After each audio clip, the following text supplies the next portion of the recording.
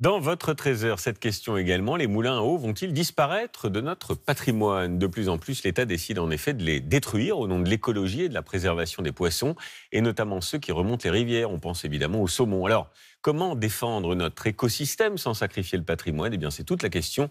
Reportage en Normandie pour mieux comprendre avec Paul Moisson et Jacques Dubose. Il a commencé à tourner au XIIe siècle, mais depuis 15 ans, ce moulin est menacé. La loi veut effacer tous les ouvrages qui barrent la route des poissons migrateurs. Ce propriétaire se bat pour éviter coûte que coûte une transformation radicale. Casser le seuil, c'est-à-dire cette construction de béton qui est sur le bras principal.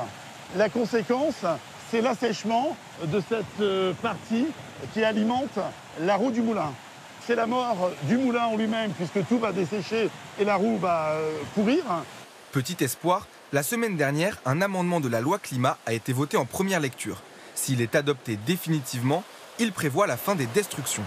Cet amendement est extrêmement positif, c'est quelque chose qui fait avancer et ça signifie une prise de conscience de la part des politiques qui commencent à dire stop aux dérives d'une administration en roue libre, c'est le cas de le dire.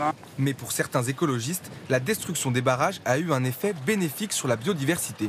Ce maire normand l'a constaté. Il y a une dizaine d'années, on a remis la rivière dans son lit d'origine, puisqu'auparavant, elle avait été détournée. Du coup, aujourd'hui, on retrouve, alors en petit nombre encore, mais ça prendra des années, puisqu'il a fallu des années pour les faire disparaître, il faudra des années pour qu'ils reviennent, mais on a des truites de mer, qui sont des espèces, des grands migrateurs, qui viennent ici se reproduire.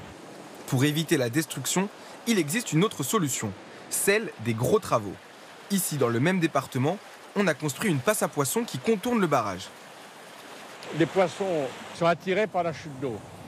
Ils essayent de passer là, ils n'y arrivent pas. Là, ils passent d'un bassin à l'autre. S'il est fatigué, il se repose un petit peu. Et là-bas, il rejoint la rivière, là-bas tout en haut. Depuis 2006, près de 5000 moulins à eau ont dû détruire leur barrage. Leur sort sera officiellement scellé par le Sénat vers la mi-juin.